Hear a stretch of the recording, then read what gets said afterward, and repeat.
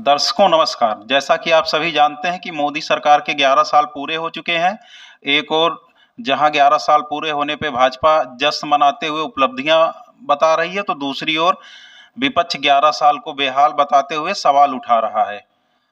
आइए देखते हैं किसने क्या कहा। मैं नरेंद्र दामोदर दास मोदी ईश्वर की शपथ लेता हूं कि मैं विधि द्वारा स्थापित भारत के संविधान के प्रति सच्ची श्रद्धा और निष्ठा रखूंगा। मैं भारत की प्रभुता और अखंडता अक्षुण्ण रखूंगा। मैं संघ के प्रधानमंत्री के रूप में अपने कर्तव्यों का श्रद्धापूर्वक और शुद्ध अंतःकरण से निर्वहन करूंगा।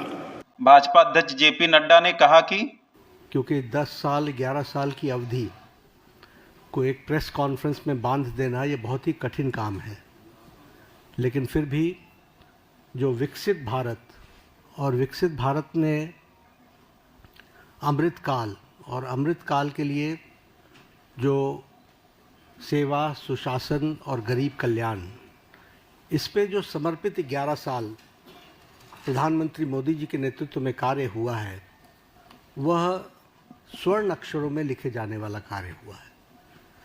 It should be written in golden words, in golden letters, क्योंकि जो काम हुआ है वह अकल्पनीय और अद्वितीय, और इस बात को हमको ध्यान में रखना चाहिए कि किस तरीके से प्रधानमंत्री मोदी जी ने देश की राजनीति की संस्कृति, पॉलिटिकल कल्चर, देश के राजनीतिक संस्कृति, पॉलिटिकल कल्चर को उन्होंने परिवर्तित किया है। देश 11 साल पहले तुष्टीकरण पर और तुष्टीकरण के साथ साथ समाज को खंडित करके अपनी कुर्सी को सेव करना, यह एक राजनीतिक संस्कृति का तरीका बन गया था। कांग्रेस अध्यक्ष मल्लिकार्जुन खड़गे के अनुसार 11 वर्ष में मोदी सरकार ने भारतीय लोकतंत्र, अर्थव्यवस्था और सामाजिक ताने बाने को गहरा आघात पहुंचाया है। बीजेपी आरएसएस ने हर संवैधानिक संस्था को कमजोर कर उनकी स्वायत्ता पर कड़ा प्रहार किया है। कांग्रेस अध्यक्ष मल्लिकार्जुन खड़गे ने यह भी कहा कि मोदी सरकार ने पिछले 11 सालों में संविधान के हर पन्ने को तानाशाही की स्याही से रगड़ने में गंवाए हैं। लोकसभा में नेता विपक्ष राहुल गांधी ने सरकार पर आरोप लगाते हुए कहा कि मोदी सरकार 11 साल का जश्न मना रही है, तब देश की हकीकत मुंबई से आ रही है, जहां ट्रेन से गिरकर कई लोगों की मौत हो गई है। मोदी सरकार के 11 साल बराबर ना जवाबदेही, ना बदलाव, सिर्फ प्रचार।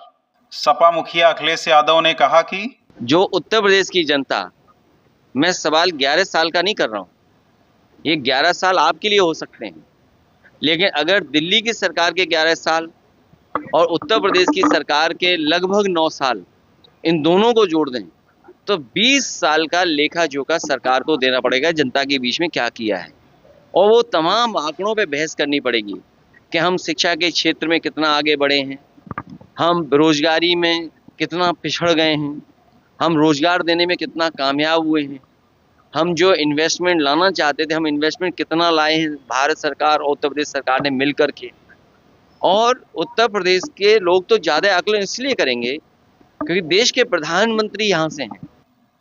तो वहीं टीएमसी का आरोप है कि पिछले 11 सालों में महिलाओं के विरुद्ध अपराधों में चिंताजनक वृद्धि हुई है, कमर तोड़ महंगाई बढ़ी है, रिकॉर्ड उच्च बेरोजगारी दर, विभाजनकारी जन विरोधी कानून, रिकॉर्ड तोड़ घातक रेल घटनाएं हुई हैं, भयावह कोविड प्रबंध का पीड़ा देशवासियों को झेलना पड़ा है। आरजेडी नेता तेजस्वी यादव ने मोदी सरकार पर आरोप लगाते हुए कहा कि आप सब लोग जान रहे हैं 2014 के बाद से जब से नरेंद्र मोदी जी प्रधानमंत्री बने, तब से जितने भी कॉन्स्टिट्यूशनल इंस्टीट्यूशंस हैं, संवैधानिक संस्थाएं हैं, सबको हाईजैक कर रखा है। चुनाव आयोग इलेक्शन की घोषणा करता है चुनाव की तारीखों का, उससे पहले बीजेपी की आईटी सेल को पता होता है कि चुनाव कब होना है। तो ये बात तो है, लेकिन इन सब पे हम लोगों की नज़रें हैं।